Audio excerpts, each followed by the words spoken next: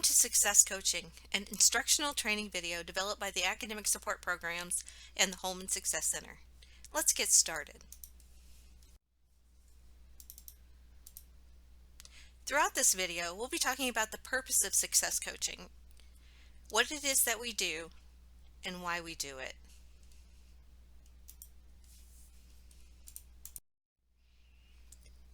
Our success coaching service is part of our academic support programs. It has its own mission. I won't read this to you, but I would like to mention just a few things. This service is available to all EMU students, including graduate students, and is designed to assist our students in developing their own ability to be successful at college. Let's begin by exploring the success coach's role. As a success coach, you're an instrumental part of the Holman Success Center. You will most often find yourself acting as a sort of personal trainer or life coach, just for college. You'll be meeting with students one-on-one, helping them learn how to manage their time and tasks, and making referrals to other offices when needed, such as mental health counseling, the Disability Resource Center, financial aid, and student business services, or advising. Part of your training includes mastering some of the most basic learning to learn strategies so that you can demonstrate those for your students.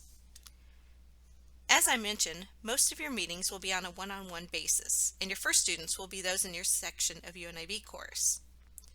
Plan to spend about 45 minutes to an hour for the initial session, and 30 minutes for each follow-up or subsequent meeting. You can hold your success coaching sessions anywhere in the library. Some coaches prefer the coffee break vibe of the cafe, while others prefer to stay in the HSC and use available space here. Try to be consistent on where you meet with students so they always know exactly where to find you.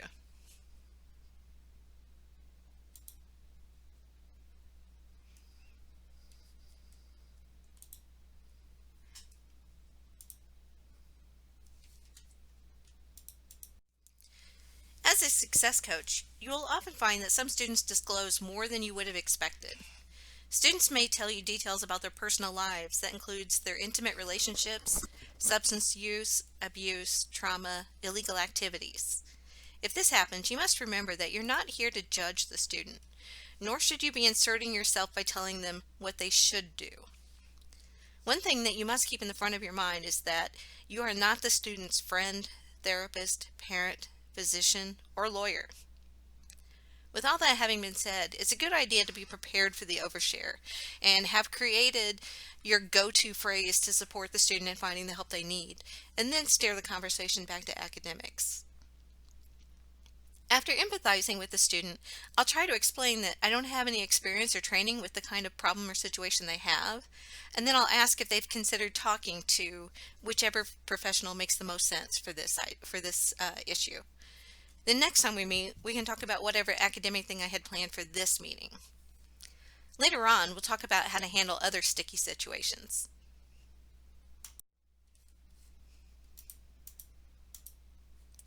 The first thing you need to do to set yourself up as a success coach is to decide when you'll be available for meetings. You can use calend.ly or youcanbook.me or any other free booking tool to create a link you can distribute.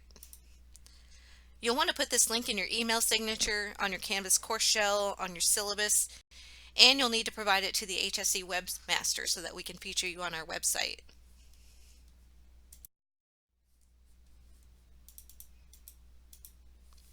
Your next step is to get familiar with the expectations and requirements.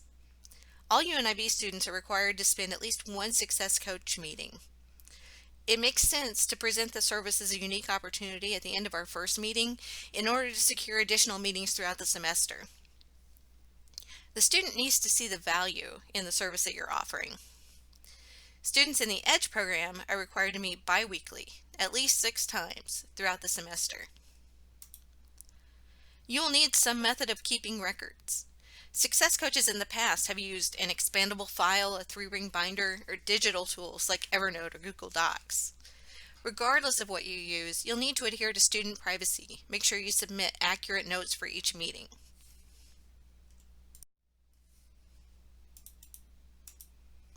If you're meeting your student at the HSE, they'll be prompted to sign in at the kiosk when they first enter the office.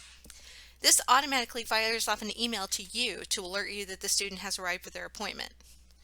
Once you've completed your meeting, make sure to have the student use the EMU Engage app to scan your personal QR code. Those will be distributed during in-person training. That's how we record attendance and evaluate our program.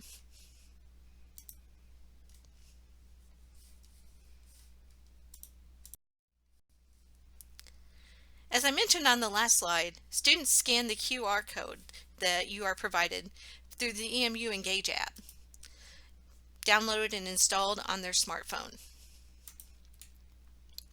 Success coaching counts as time spent at the study tables for program requirement purposes. One scan is equal to 30 minutes. There's no need for the student to scan out. If your student is unable to scan for any reason, such as a lost or dead phone or the camera's not working, you'll need to manually enter the student's attendance through your personal Success Coaching link. I'll demonstrate this process in live training so we can all get a feel for it.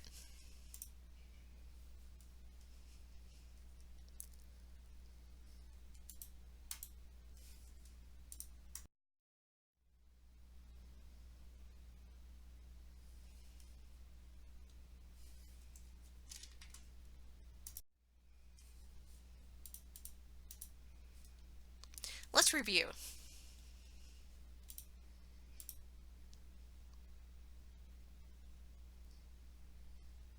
How do students schedule appointments with you? Through your created youcanbook.me or calend.ly booking tool link. These tools sync to your Google Calendar so that students can choose a time and a date that works with their schedule from the offerings that you've created for them. True or false? A success coach is like a tutor and can teach you specific content for a specific course. That one is false. A success coach is more like a personal trainer for college. We teach learning to learn techniques and strategies, not the course content. So rather than teaching a student how to do that math problem, we teach them how to study math effectively. What should you do if your student can't or forgets to scan your QR code? Pro tip: the answer is always none of the above. If your student is unable to scan your code, then you would be entering their information manually through the link provided.